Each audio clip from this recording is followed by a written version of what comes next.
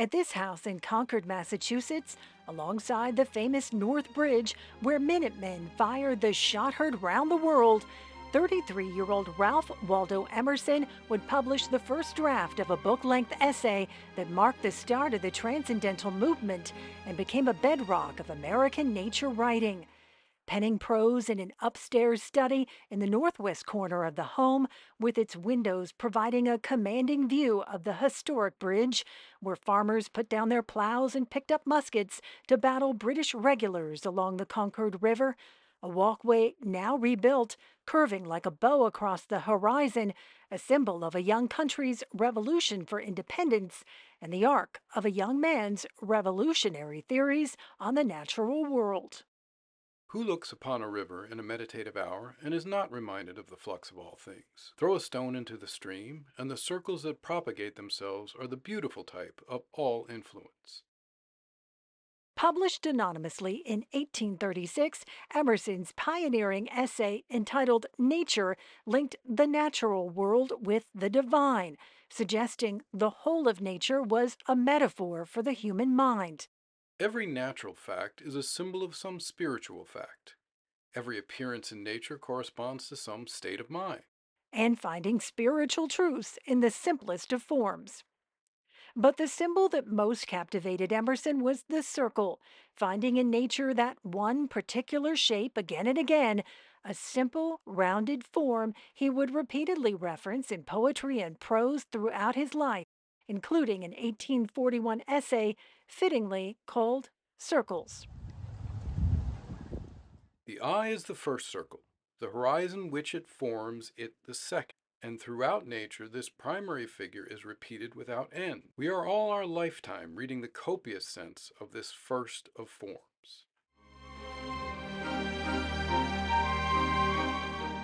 Circles had long been a source of wonder to philosophers, astronomers, and poets enchanted by the ubiquitous shape, the earth spinning around the sun, the wonder of Stonehenge, the dimensions of the Colosseum, the cycle of the seasons, the petals of a flower, the rings of a tree, the ripples on a pond.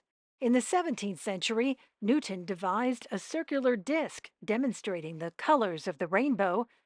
In the 15th century, Leonardo da Vinci used circles to examine the ideal human form. But scientists say there is no such thing as a perfect circle in nature, though artists like Ruskin had long sought to sketch a perfect shape.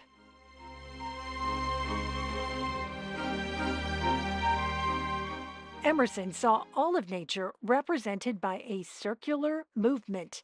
He saw circles everywhere and even went so far as to fancy himself as one round, giant walking eyeball of a man. Standing on the bare ground, I become a transparent eyeball. I am nothing. I see all. The currents of the universal being circulate through me. I am part or parcel of God. Likening the natural world to a system of concentric circles, he cited St. Augustine, who described the nature of God as a circle whose center was everywhere and circumference nowhere. Emerson's center was here in Concord. Born in Boston, he spent part of his childhood in this home, studying theology and penning poems at Harvard, where he liked Latin and Greek, but was admittedly bad at math. Writing in his journal, he found analytical geometry impossible. He became a Unitarian minister, preaching briefly in Boston, but circled back to Concord after resigning from the pulpit shortly after the death of his first wife, experiencing what some scholars call a crisis of conscience. It was during a trip to Europe that he visited the tomb of the 17th century astronomer Galileo, who famously proclaimed the universe was written in the language of mathematics, and its characters were triangles, circles, and other geometrical figures. And Emerson would make a fateful visit to the Botanical Garden of France, where he was influenced by its many collections of flora and fauna and their connections to one another, writing in his journal shortly afterwards that the universe is a more amazing puzzle than ever, finding in each object an expression of some property inherent in man the observer. Moved by what he called these strange sympathies, he declared, I will listen to this invitation. I will be a naturalist. In a speech before the Boston Society of Natural History upon his return from Europe, Emerson suggested nature, in a way, spoke truth to man. In Nature, he quoted his friend and fellow poet Coleridge, writing, "Every object rightly seen unlocks a new faculty of the soul." Man is an analogist and studies relations in all objects. The seed of a plant, the motion of the earth, the instincts of the ant are very unimportant considered as the ants. But the moment the little drudge is seen to be a little body with a mighty heart, then all its habits become sublime. But the beauty of nature was dependent on harmony, what Emerson called the totality of nature, borrowing the Italian expression il pigne uno, the many in the one. Nothing is quite beautiful alone. The fable of Proteus has a cordial truth, he writes in Nature, referencing the sea god of Greek mythology who could magically shift shapes, becoming a lion, a leopard, or a tree to evade his enemies. Every particular in nature, a leaf, a drop, a crystal, a moment of time, is related to the whole and partakes of the perfection of the whole.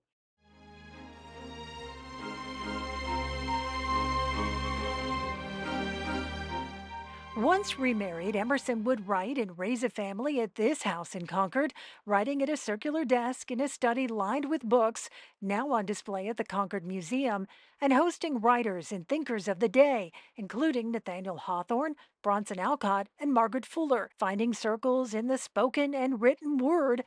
He drew much of his inspiration from nature, grabbing his walking stick and a hat to take almost daily walks to neighboring Walden Pond, where those first of forms can be found all along the shore of the tree lined Kettle Pond, and in the skies above the tranquil waters, which freeze in winter, gilding the pond with ice rings gleaming on the surface.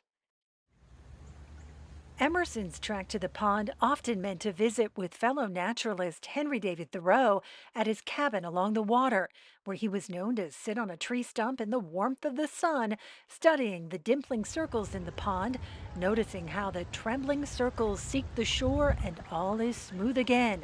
Not a fish can leap or an insect fall, Thoreau wrote, but it is thus reported in the circling dimples.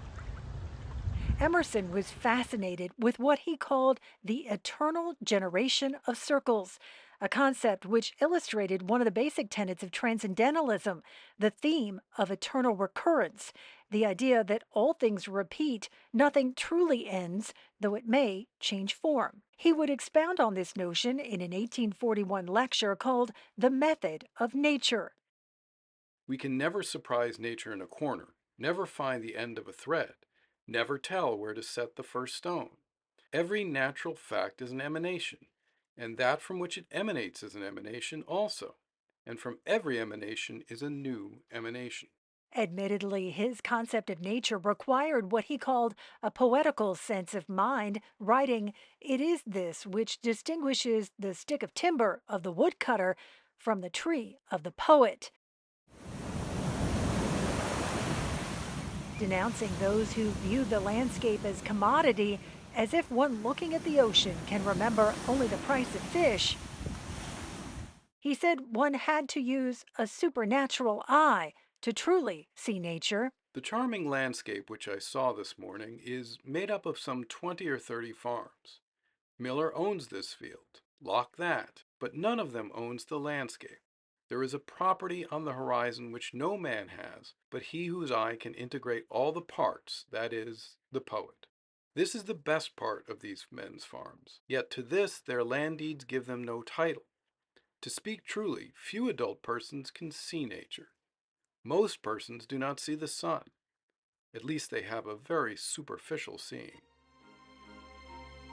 Omne verum vero consonat. He borrowed a Latin phrase which translated means all truth is truth. Every universal truth which we express in words implies or supposes every other truth, he wrote. It is like a great circle on a sphere, comprising all possible circles.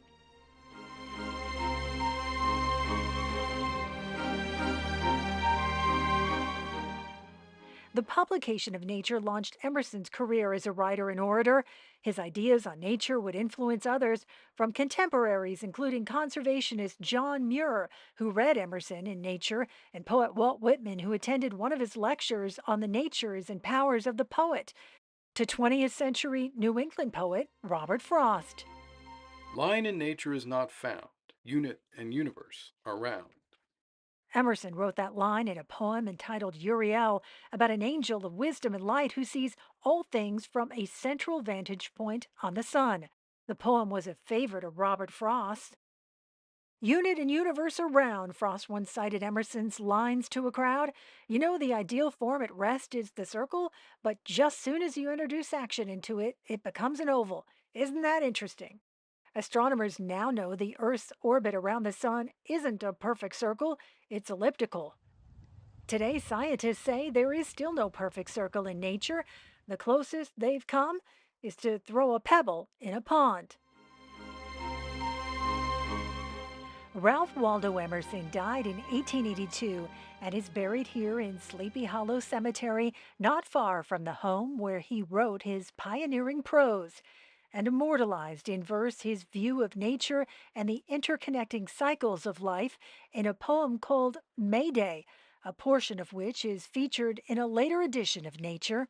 A subtle chain of countless rings, the next unto the farthest bring. The eye reads omens where it goes, and speaks all languages the rose. A poem he had reportedly been developing for decades about life's shifting forms and never ending cycles. The world rolls round, mistrust it not, befalls again what once befell. All things return, both sphere and mote. Enveloping heat enchanted robe, wraps the daisy and the globe, transforming what it doth enfold, life out of death, new out of old.